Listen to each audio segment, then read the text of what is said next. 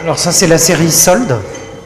En fait c'est ce que ça date de 1998-2000 et c'est ce que je faisais en fait avant de venir à Limoges. Et c'est une disons que ça parle un petit peu des marques, des logos, de l'énorme hyperconsommation. Donc il y a aussi le sport, il y a la Coupe du Monde, le Tour de France. Ça c'est Dream Can Be True. Ça c'est Sold, Love Crash. Ça c'est sur internet aussi. Et ça s'appelle Free Exit Number One. Et c'est aussi une variation sur les couleurs. En fait, j'ai été frappé aussi par l'utilisation des couleurs utilisées par les publicitaires. Ça joue sur les émotions. Le bleu, par exemple, c'est toujours une sorte de signe de spiritualité. Le jaune, c'est bon, ils ont codifié comme ça. Donc je me suis amusé à pervertir un petit peu ça. C'est votre métier, la peinture?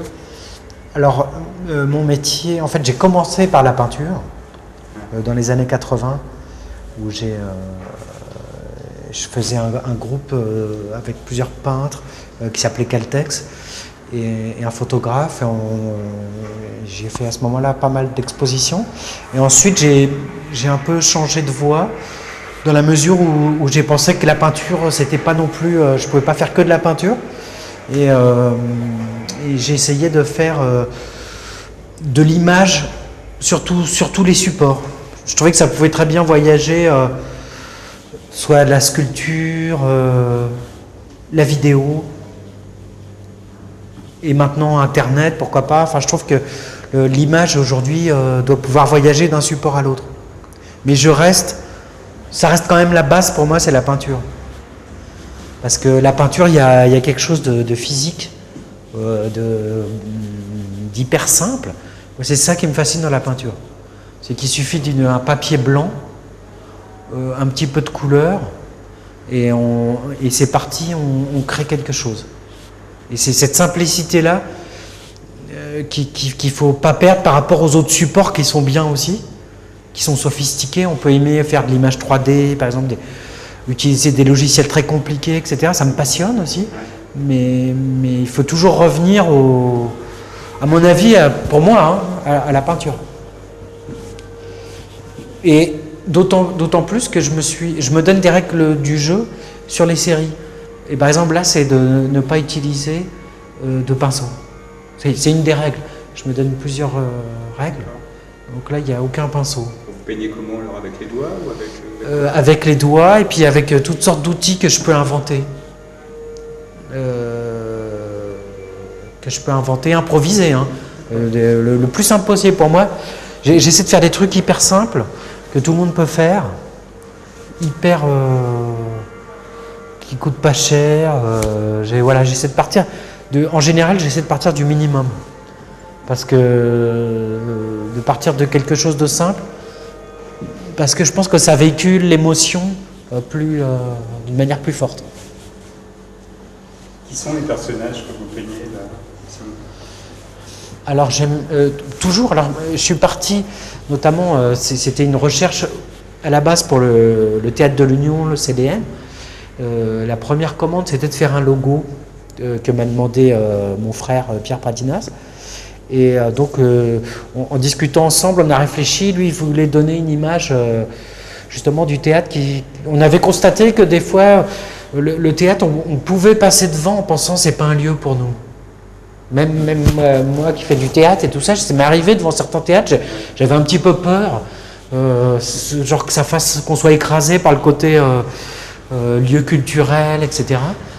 Donc il fallait quelque chose qui soit simple, qui invite. Et donc je suis parti sur un personnage. C'est celui-ci? C'est ce personnage? Alors c'est ce personnage, ouais. C'est-à-dire que c'est un pion. C'est quoi ce bruit? Qu'est-ce qu'on entend? Ouais, je sais pas ce que c'est. C'est quoi?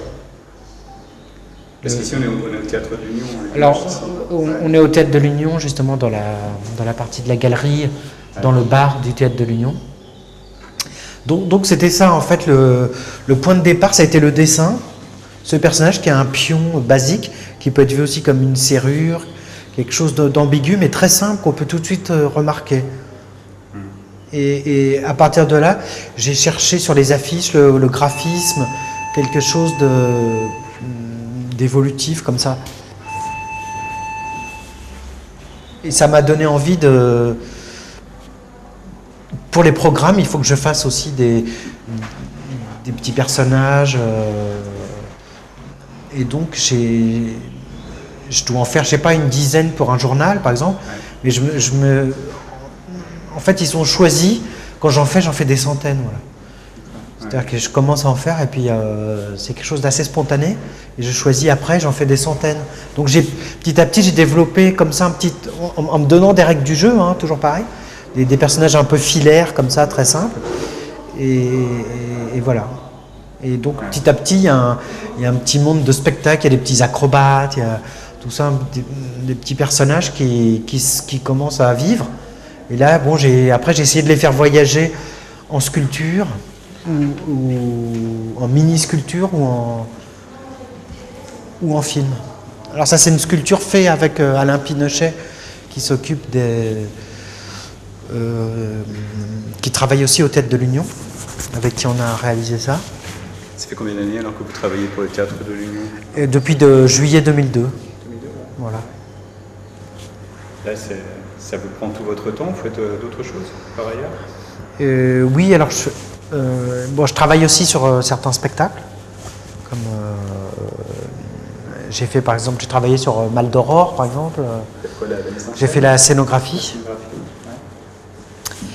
Et sinon, pour une autre part, en fait, je fais aussi des films. Voilà. Okay.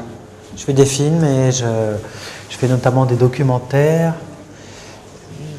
Par exemple, j'ai fait quelques documentaires sur la Chine. Donc, je vais souvent en Chine. Depuis 20 ans, en fait, j'y vais chaque année. C'est une partie importante aussi de ce que je fais. Ouais. Vous parlez chinois? Alors, je parle chinois, je crois, avec un très très mauvais accent. Ouais. Vous pouvez dire quelque chose en chinois? Pas une blague, hein. Je ne sais pas, qu'est-ce que vous voulez que je dise. Il faudra avoir une raison, je ne sais pas, ni hao. Ni hao, xianzhang. Bonjour monsieur. Voilà. Donc oui, ça c'est une partie de mon travail aussi, je crois. D'ailleurs, je suis parti. En fait, ces gouaches, je les ai fait en Chine. J'étais dans une région, c'est pour ça qu'elle s'appelle la série tropicale. J'étais dans une région au sud de la Chine où je vais souvent. Et en fait, j'ai survolé des rizières. Et en fait, ça faisait des petites collines et puis des pics, le repiquage du riz, hein, c'est comme ça qu'on dit. Et ça faisait des étendues, des rizières qui sont dans la montagne. Et vu d'avion, j'ai vu à peu près cette vision. C'est pour ça que j'ai fait un diptyque là. Et je me suis rendu compte qu'on pouvait, on pouvait réduire ça à une boucle avec une passerelle. C'est-à-dire qu'il y a une passerelle qui fait qu'on on suit un chemin. Les paysans suivent des chemins et pour passer entre les rizières. Et après, c'était un point de départ, c'est devenu autre chose. Hein. Après, j'ai quitté les rizières, mais je suis parti de ces deux peintures-là pour faire cette série. Donc c'est un paysage qui se réduit à une boucle, des petits points. Et ça, je me suis aperçu qu'à partir de là, on pouvait faire c'est pareil qu'on pouvait extrapoler sur un monde qui est assez loin. Vous faites également des films d'animation? Je fais des petits films d'animation. Alors ça s'appelle les minimum movies. Donc c'est le degré zéro de l'animation. C'est un peu comme le flipbook. C'est-à-dire qu'on dessine un petit bonhomme dans 2-3 positions. Et après, je dessine en direct. Et après, je fais un montage. J'utilise un logiciel de montage et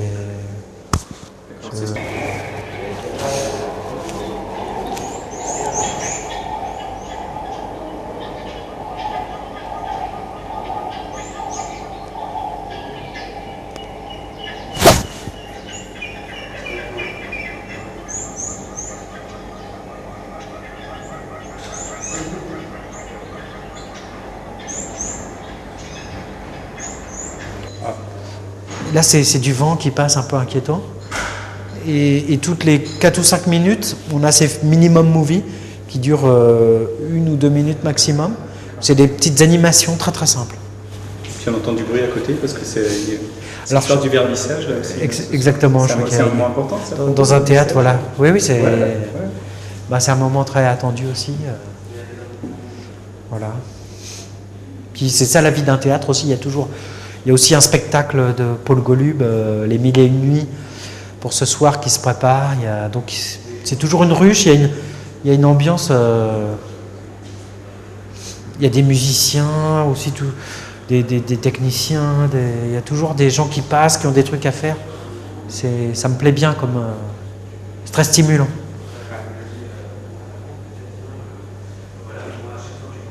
Et merci Simon Pradinas. Merci à vous.